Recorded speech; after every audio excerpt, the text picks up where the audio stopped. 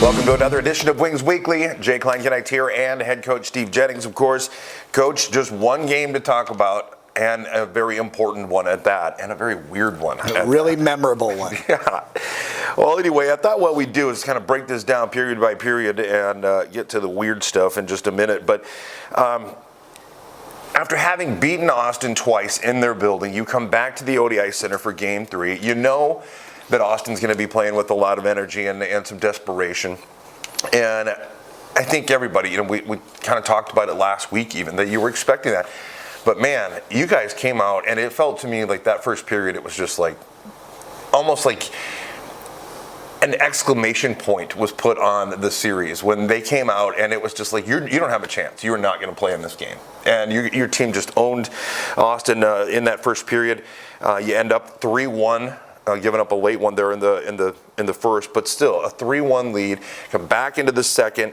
Neilson gets on a power play goal early on. You're 4-1, and it just felt like the ice was absolutely tilted. Am I off in saying that? Because I remember after the first period, turning and looking at someone during a commercial break, and I just was like, wow. That was a good period of hockey. Yeah, I thought the first was good. I thought we made a real statement about the game and kind of what we had prepared, and I thought the kids executed well to that, and thought we established really good control of the game. They pushed, so it wasn't like they laid over and just kind of let it all happen, right? They pushed back, and again in the second they pushed again, but I just felt like they were getting a little challenged to get shots through to the net. We blocked a lot of shots and really challenged them to get their offense going, and they did. They were able to get some pushes in there, but I think we were able to kind of weather the storm and push right back. And that fourth goal was a really important one for us, right? Just kind of, I think at 3-1 you're a little tight, going okay, one more makes it really a game. At 4-1 it's a little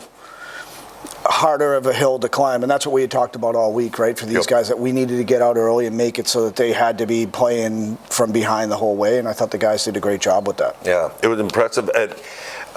We'll talk about the crowd here in just a moment, but what a huge crowd, and everybody was, just at full throat. Everybody screaming and having, cheering the Wings on. I know Cade Neilson in between the second and third, I believe it was, he talked about having a sixth player on the ice with that crowd, and as you mentioned, they pushed back. I think it was 7 minutes left, roughly, went the first time that they pulled their goaltender for the extra attacker.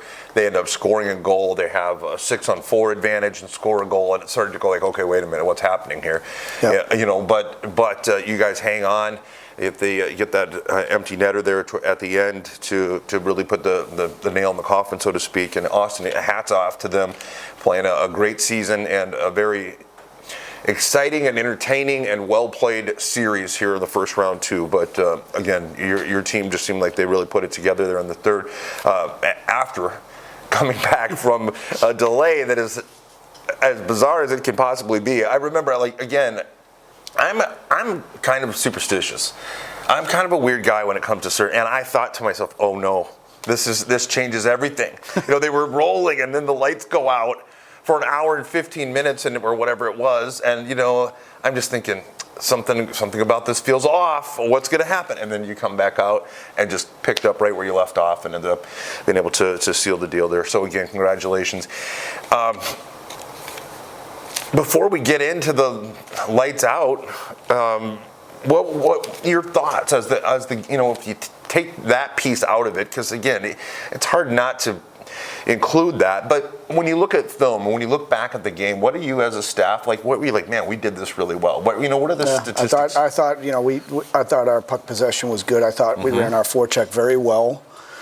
And I think, when we've run our forecheck well against those guys, we've made it really hard for them, right, to get things going. And I also think we did a better job of getting above pucks and shutting the middle of the ice down and preventing the flip game that they kind of like to get into from time to time to open things up. I think we kind of negated that game. And so it just kind of made it harder for them to get on the board, right, and to get the ball rolling. And you can see the frustration. Guys were skating by the bench, even coming out of our zone in the first period, going by our bench to theirs, and you could just see the frustration in their eyes, right? And that's good, right? Because in a game like that, it's as much mental as it is anything, right? Yeah. So when you have people where you've put a little bit of doubt in their head and you can keep trying to drive that in, that's the important nail to keep hammering on, right? Just keep putting it off and slowing it down for them and frustrating, because then that as human beings, we tend not to live on the positive side of our brains enough, right? Sure.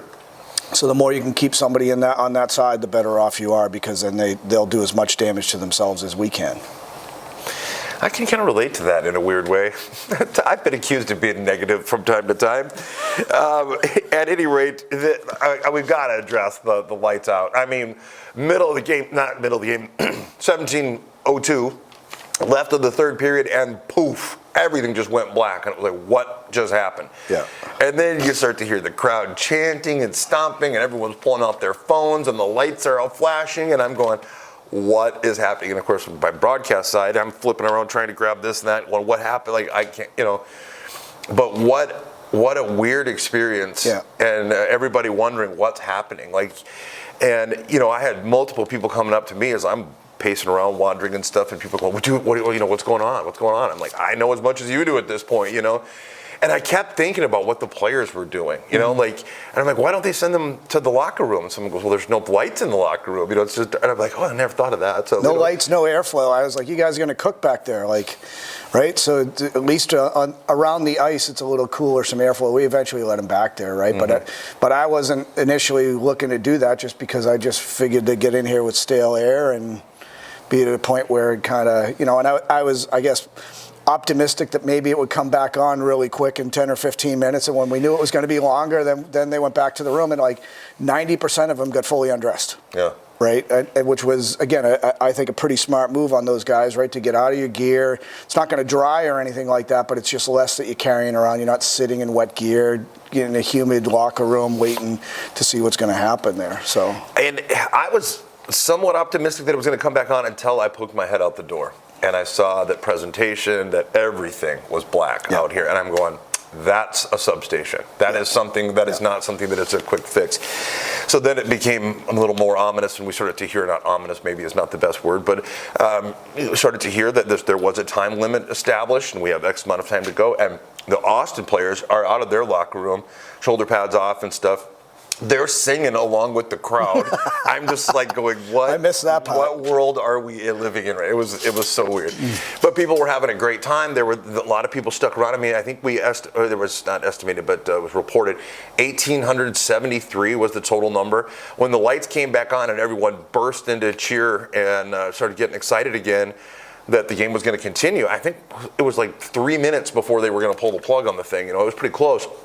And I looked at the crowd and I thought, some people left, but not many. Yeah. Like, I think there was still a good, 1,200 people at least that stayed throughout that entire hour and change, waiting for the game to continue. There were people who came back, right? Because my window looks out onto the driveway, right? So as I was watching while the kids were going up for warm up, and then even after warm up when they were doing that dry cut, there were cars pulling back in. So I was like, wow, not only are people staying, but people are coming back for this, which I thought was great. A weird night, but like you said, memorable for sure. And I think there's some pictures floating around and stuff, some very cool images of everybody with their cell phones out. Yeah, that one you posted was awesome, right? Yeah. So it was good. Singing songs and all kinds of. It was an electric night, at least for part of it, and then it became electric again. Yeah. All right. Well.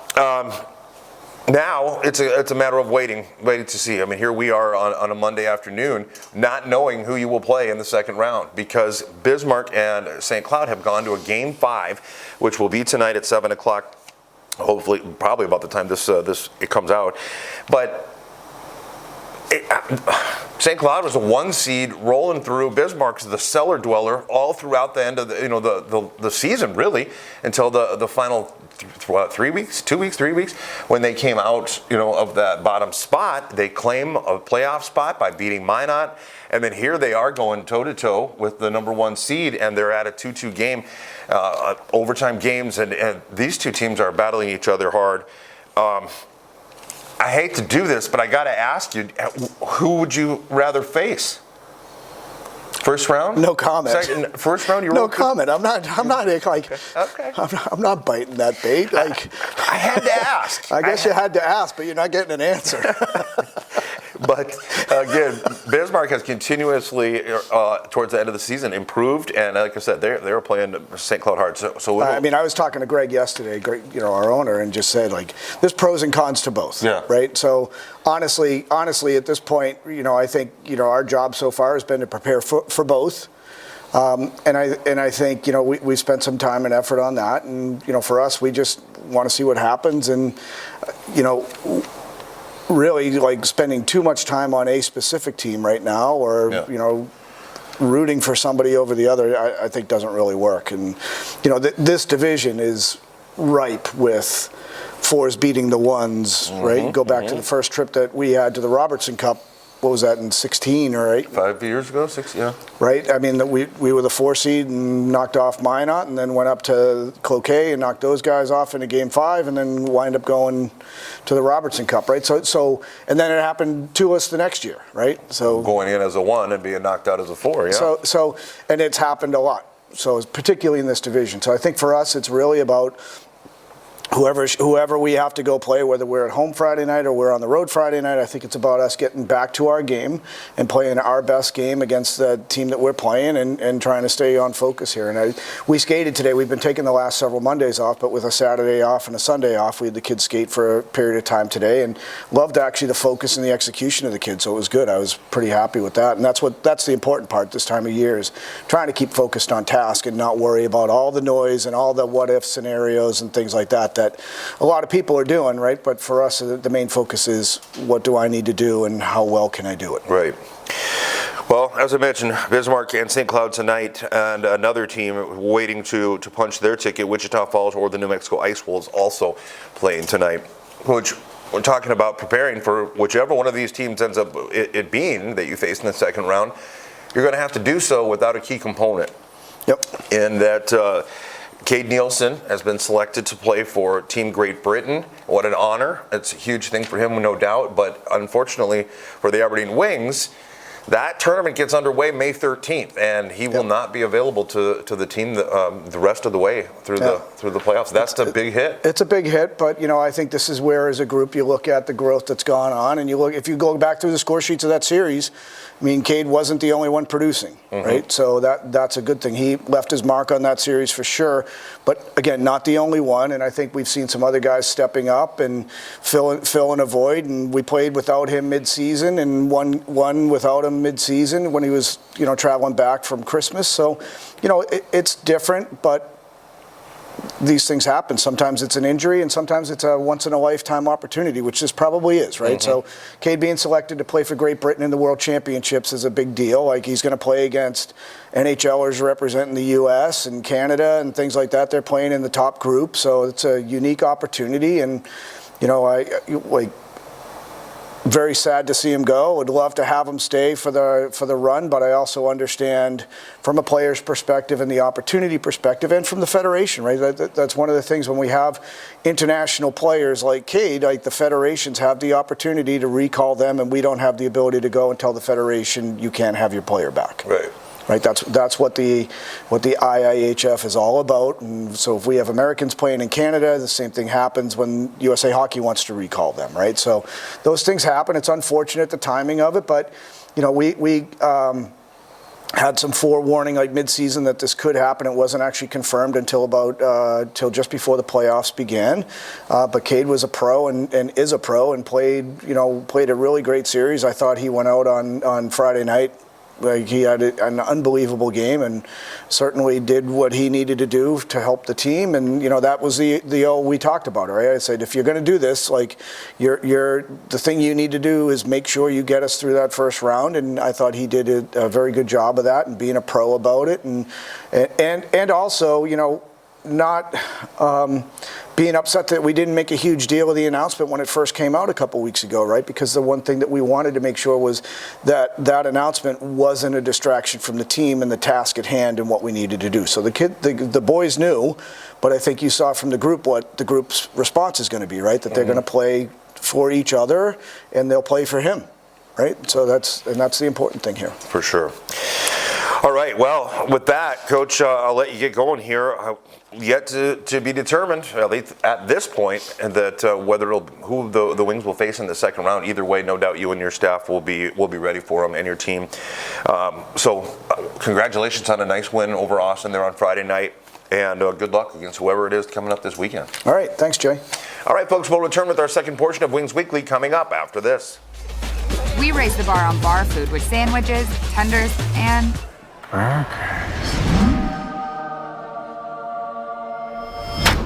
there's more where this came from. To the greatest of all times. Hi, everybody. Welcome back to Wings Weekly. I'm your host, Cade Neilson, here with Jay Clark tonight. Jay, how we doing? Doing well, Cade. As many times as we've had Cade on over the years on Wings Weekly, I thought it was funny that he's probably done this as many times as I have, so he was going to be our host for the second portion of Wings Weekly.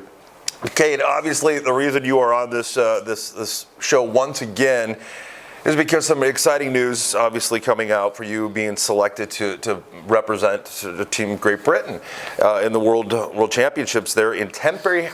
I don't know if I'm saying that right. Tampere, Finland. I don't know how to pronounce it either. Tampere, Finland in Group B. Again, that's May 13th through the 29th. I've got to talk to Coach a little bit about what an honor it is and a once-in-a-lifetime probably opportunity. Tell me a little about how that all transpired. Like, when did you know that you had been selected? Was it a phone call? Was it, and then, that had to have been pretty oh my gosh, this is actually happening, Yeah. What was that like? I got a couple emails throughout the year, but nothing too set in stone or major. So spoke to Steve a little bit throughout the year, and obviously he was very understanding, and we're just kind of waiting until I got any confirmation to tell anyone. So we kind of kept it low key throughout the year, and each email I got, I was kind of getting a little more excited, a little more antsy. I'm sure I went into Steve's office a couple times thinking it's a little more set in stone than it is, and he had to kind of bring me back to earth a little bit a couple times this year. So, but yeah, it was a little process throughout the year, and I finally got the confirmation just a little bit before playoffs. Well, as we were talking, what an honor that is. When your parents, your family, everybody must be just super excited about this for you. And not everybody has an opportunity to play for their country. And you've spent a lot of time, obviously, with the Aberdeen Wings, and you're very close to this organization and these teammates in this locker room and so on. Even though right away someone might say, well, how can you just leave the team? Well, again, this is a huge honor for you. But were there ever any thoughts of, man, I can't leave these guys? Yeah, absolutely. Especially the closer it came down to it. I guess as the year was going on, I was starting to appreciate the locker room, being around the guys a little bit more, because obviously I kind of knew before them that I wasn't going to be here, so I was trying to make the most of it while I could. But it's such an honor and just a privilege to even be considered to be on that team. So I'm obviously going to go there and try my best and just be the biggest sponge possible, because there's so many guys on that team that are some of them are almost double my age, so I'm going to be able to learn so much from them and just gain so much knowledge, which can only help me. Absolutely. The veterans and the impact that they can have, for sure. Well, since this is the last time we'll get an opportunity to talk with you on Wings Weekly, I had to ask you a couple of questions here. One, what would you say are some highlights that you're going to take away from the Aberdeen Wings and from Aberdeen as a community from the North American Hockey League?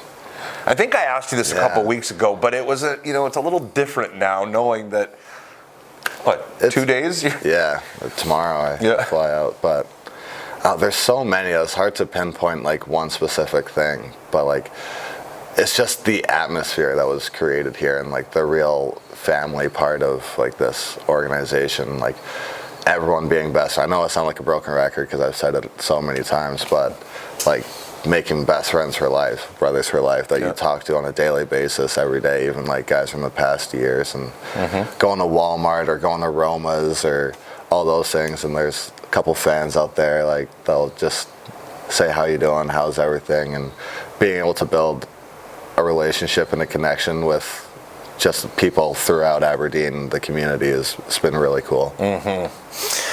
Well, broken record or not, the reality is that when something is true, Yeah. It doesn't matter how many times it's said or whatever. It's because it is. It's a band of brothers. I've often said that guys, that live this life and are on the road together and are in the locker room like that. You do become family. I had to ask you quick about your goal and kissing the glass, which was probably the single best replay I've ever seen at the Odde Ice Center.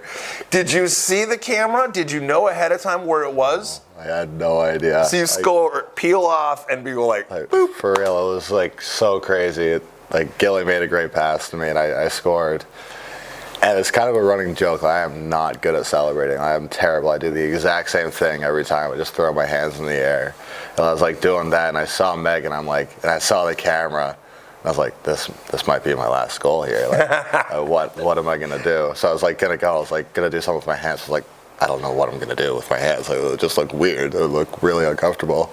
So I was actually, I was gonna lick it, and I was like. Nobody needs to see the inside of my mouth. That is not good. So I went for a quick little kiss, and I kind of lost my mind for a couple seconds because I don't do that stuff very often. It was fantastic, and I'm glad that you had the foresight not to lick it. Yeah, I was just to be skating up and your eyes, and all of a sudden there's just lips on the glass, and I was I saw it at pretty much the same time everybody else did, and everybody's pointing and laughing, and that was a fantastic celebration. Okay, now back to a little more serious note. I asked you about the highlights from Aberdeen and for the Aberdeen Wings. What would you say that as you step away from this community and this team, what would you like to think the impact that you've had has been on the players, on anybody? I don't know. I hope everyone thinks that I've always put the team first. I hope everyone realizes that I come in, I know I'm goofy and I mess around a lot, but when it is time to be serious, that I do really care about hockey and I care about the team and helping each other out. So I hope people realize that I always had other guys' best interests at heart, obviously my own as well, but I hope people don't think I was too much of a goofball.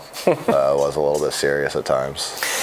Well, I knew you were going to be humble about that question, and because that's kind of how you are.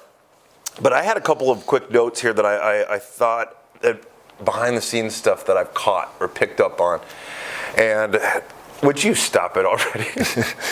Megan's all teared up already. Tears, yeah. Anyway, I can remember a few times where I have noticed things. Maybe someone else, just some weird little thing. For example, in the hotel lounge, in the waiting room area where the front desk is and stuff. Everybody's gathered up in there, and everybody's kind of laughing and joking. And I heard somebody basically coming up with the idea to pull a prank on someone, and they're talking about something, and all of a sudden from the corner of the room, I hear your voice, "No," and they just stopped and were like, "What?" And I heard it again, "No, we're not doing that." And they're like, "Why?" And you were like, "We don't do that to our teammates," And I was just I just listened to that for a second, and I thought, dude, you just put the squash down on that whole thing. I thought that was pretty cool. It was man, there was no question. There was no, guys, maybe we shouldn't do this. It was no, stop. And that was kind of cool. And it kind of, I don't know, it's just one of the many times that I've recognized that how much of a leader you have been on this team and how much these guys look up to you. Maybe even more than you realize. I think oftentimes people think of it a little bit more as an equal thing. But this leads to another example. There was some conversation about scratch players making sure everyone has their warm-up jerseys or something, and they were saying, well, we can have the younger guys do that.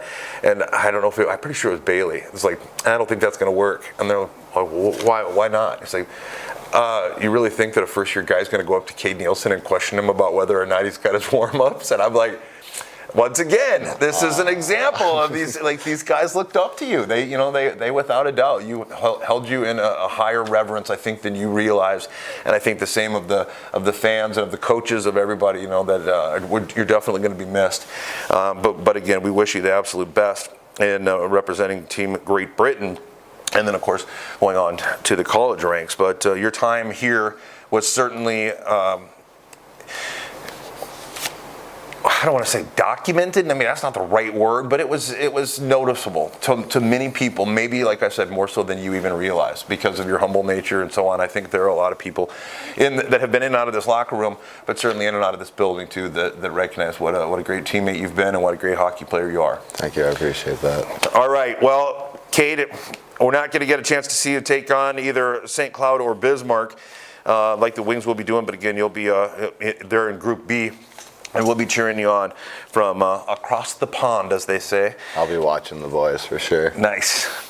Well, that is pretty much it that I've got for Cade here. But, folks, the Wings have officially advanced to the Central Division Finals against the currently unknown opponent, either top-seeded St. Cloud or fourth-seed Bismarck Bobcats. Game 5 in that series happens tonight. If the Norsemen win, the Wings will travel to St. Cloud this weekend, May 6th and 7th for the opening round of the divisional finals. But if the Bobcats win, we'll host them as the higher seed here inside the Odde Ice Center. You'll want to stay tuned to AberdeenWings.com or follow along with us on Facebook, Twitter, and Instagram for updates on our upcoming opponents, as well as any game day information as it becomes available. Looking ahead, 2022-2023 season tickets are now available. Email Aaron Smith to get your seats now. Don't forget, Wings Weekly is now a podcast. Find the audio for this season's episodes on Spotify, Stitcher, or iHeartRadio. Once again, and for the final time, Cade Neilson, thank you so much for joining us on Wings Weekly, and thanks for all that you've done as an Aberdeen Wing. Thank you for everything. You bet. Thank you. That'll do it for this week's Wings Weekly.